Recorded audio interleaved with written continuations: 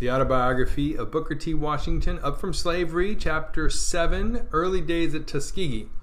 During the time that I had charge of the Indians and the night school at Hampton, I pursued some studies myself under the direction of the instructors there. One of these instructors was the Reverend Dr. H.B. Frissell, the present principal of the Hampton Institute, General Armstrong's successor. In May 1881, near the close of my first year in teaching the night school, in a way that I had not dared expect, the opportunity opened for me to begin my life work. One night in the chapel, after the usual chapel exercises were over, General Armstrong referred to the fact that he had received a letter from some gentleman in Alabama asking him to recommend someone to take charge of what was to be a normal school for the colored people in the little town of Tuskegee in that state. These gentlemen seemed to take it for granted that no colored man suitable for the position could be secured, and they were expecting the general to recommend a white man for the place. The next day, General Armstrong sent for me to come to his office and, much to my surprise, asked me if I thought I could fill the position in Alabama. I told him that I would be willing to try. Accordingly, he wrote to the people who had applied to him for the information that he did not know of any white man to suggest, but if they would be willing to take a colored man, he had one whom he could recommend.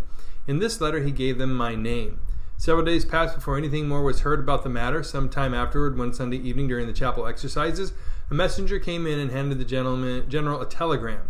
At the end of the exercises, he read the telegram to the school. In substance, these were its words: "Booker T. Washington will suit us. Send him at once." There was a great deal of joy expressed among the students and teachers, and I received very hearty congratulations. I began to get ready at once to go to Tuskegee. I went by way of my old home in West Virginia, where I remained for several days, after which I proceeded to Tuskegee. I found Tuskegee to be a town of about 2,000 inhabitants, nearly one half of whom were colored.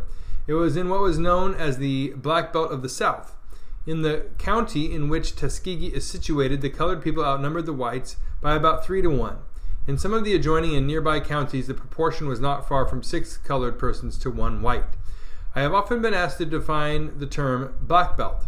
So, as far as I can learn, the term was first used to designate a part of the country which was distinguished by the color of the soil. The part of the country possessed this thick, dark, and naturally rich soil was, of course, the part of the South where the slaves were most profitable, and consequently they were taken there in the largest numbers. Later, and especially since the war, the term seems to be used wholly in a political sense, that is, to designate the counties where the black people outnumber the white. Before going to Tuskegee, I had expected to find there a building and all the necessary apparatus ready for me to begin teaching. To my disappointment, I found nothing of the kind. I did find, though, that which no costly building and apparatus can supply, hundreds of hungry, earnest souls who wanted to secure knowledge. Tuskegee seemed an ideal place for the school. It was in the midst of the great bulk of the Negro population and was rather secluded, being 5 miles from the main line of the railroad, with which it was connected by a short line. During the days of slavery and since, the town had been a center for the education of the white people. This was an added advantage for the reason that I found the white people possessing a degree of culture and education that is not surpassed by many localities. While the colored people were ignorant, they had not, as a rule, degraded and weakened their bodies by vices such as are common to the lower class of people in the large cities. In general, I found the relations between the two races pleasant. For example, the largest, and I think at that time the only hardware store in the town, was owned and operated jointly by a colored man and a white man. This co-partnership continued into the death of the white partner. I found that about a year previous to my going to Tuskegee, some of the colored people who had heard something of the work of education being done at Hampton had applied to the state legislature through their representatives for a small appropriation to be used in starting a normal school in Tuskegee. This request the legislature had complied with to the extent of granting an annual appropriation of $2,000.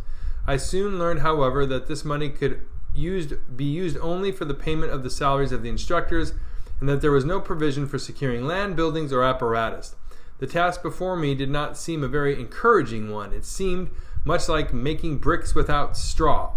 The colored people were overjoyed and were constantly offering their services in a way in which they could be of assistance in getting the school started. My first task was to find a place in which to open the school. After looking the town over with some care, the most suitable place that could be secured seemed to be a rather dilapidated shanty near the Colored Methodist Church, together with the church itself as a sort of assembly room. Both the church and the shanty were in about as bad condition as was possible. I recall that during the first months of school that I taught in this building, it was in such poor repair that whenever it rained, one of the older students would very kindly leave his lessons and hold an umbrella over me while I heard the recitations of the others. I remember also that on more than one occasion my landlady held an umbrella over me while I ate breakfast. At the time I went to Alabama, the colored people were taking considerable interest in politics, and they were very anxious that I should become one of them politically in every respect.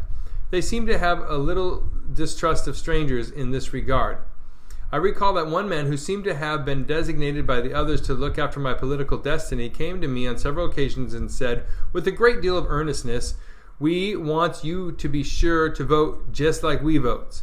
We can't read the newspapers very much, but we knows how to vote, and we want you to vote just like we votes." He added, "We watches the white man, and we keeps watching the white man till we finds out which way the white man's going to vote, and when we find out which way the white man's going to vote, then we votes exactly the other way. Then we know he's right." I'm glad to add more, however, that at the present time the disposition to vote against the white man merely because he is white is largely disappearing, and the race is learning to vote from principle for what the voter considers to be best for the interests of both races.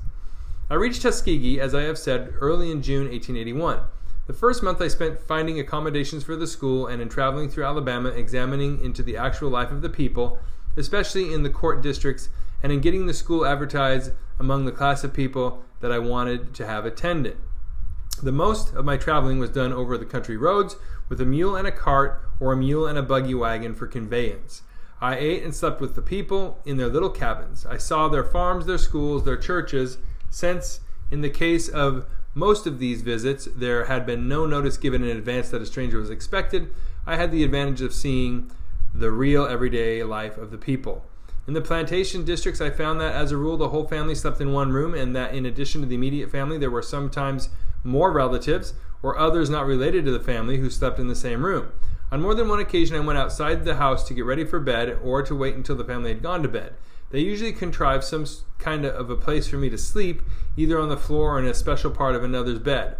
Rarely was there any place provided in the cabin where one could bathe, even in the face and hands, but usually some provision was made for this outside the house in the yard. The common diet of the people was fat pork and cornbread. At times I have eaten in cabins where they have only cornbread and black-eyed peas cooked in plain water. The people seemed to have no other idea than to live on this fat meat and cornbread, the meat and the meal of which the bread was made, having been bought at a high price at a store in town, notwithstanding the fact that the land all about the cabin homes could easily have been made to produce nearly every kind of garden vegetable that is raised anywhere in the country. Their one object seemed to be to plant nothing but cotton, and in many cases cotton was planted up to the very door of the cabin. In these cabin homes I often found sewing machines which had been bought or were being bought on installments, frequently at a cost of as much as $60, or showy clocks for which the occupants of the cabin had paid $12 or $14. I remember that on one occasion when I went into one of these cabins for dinner, when I sat down to the table for a meal with the 4 members of the family, I noticed that while there were 5 of us at the table, there was but one fork for the 5 of us to use. Naturally, there was an awkward pause on my part. In the opposite corner of that same cabin was an organ for which people told me they were paying $60 in monthly installments. 1 fork and a $60 organ. In most cases, the sewing machine was not used. The clocks were so worthless that they did not keep correct time, and if they had, in 9 cases out of 10, there would have been no one in the family who could have told the time of day, while the organ, of course, was rarely used for want of a person who could play it. In the case to which I have referred, where the family sat down to the table for the meal at which I was their guest, I could see plainly that this was an awkward and unusual proceeding, and was done in my honor. In most cases, when the family got up in the morning, for example, the wife would put a piece of meat in a frying pan and put a lump of dough in a skillet, as they called it. These utensils would be placed on the fire, and in 10 or 15 minutes breakfast would be ready. Frequently, the husband would take his bread and meat in his hand and start for the field, eating as he walked. The mother would sit down in the corner and eat her breakfast, perhaps from a plate and perhaps directly from the skillet or frying pan, while the children would eat their portion of the bread and meat while running about the yard. At certain seasons of the year, when meat was scarce, it was rarely that the children who were not old enough or strong enough to work in the fields would have the luxury of meat. The breakfast over, and with practically no attention given to the house, the whole family would, as a general thing, proceed to the cotton field. Every child that was large enough to carry a hoe was put to work, and the baby, for usually there was at least one baby, would be laid down at the end of the cotton row so that its mother could give it a certain amount of attention when she had finished chopping her row. The noon meal and the supper were taken in the same way as the breakfast. All the days of the family would be spent after much this same routine, except Saturday and Sunday. On Saturday, the whole family would spend at least half a day and often a whole day in town. The idea in going to town was, I suppose, to do shopping, but all the shopping that the family had money for could have been attended to in 10 minutes by one person. Still, the whole family remained in town for most of the day, spending the greater part of the time in standing on the streets, the women too often sitting about somewhere smoking or dipping snuff. Sunday was usually spent in going to some big meeting. With few exceptions, I found that the crops were mortgaged in the counties where I went, and that most of the colored farmers were in debt. The state had not been able to build schoolhouses in the country districts, and as a rule, the schools were taught in churches or in log cabins. More than once while on my journeys, I found that there was no provision made in the house used for the school purposes for heating the building during the winter, and consequently a fire had to be built in the yard, and teacher and pupils passed in and out of the house as they got cold or warm. With few exceptions, I found the teachers in these country schools to be miserably poor in preparation for their work and poor in moral character. The schools were in session from 3 to 5 months. There was practically no apparatus in the schoolhouses except that occasionally there was a rough blackboard.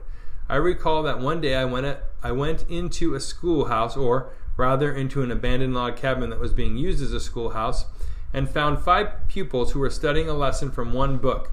2 of these on the front seat were using the book between them. Behind these were 2 others peeping over the shoulders of the first 2, and behind the 4th was a 5th little fellow who was peeping over the shoulders of all 4. What I have said concerning the character of the schoolhouse and teachers will also apply quite accurately as a description of the church buildings and the ministers. I met some very interesting characters during my travels.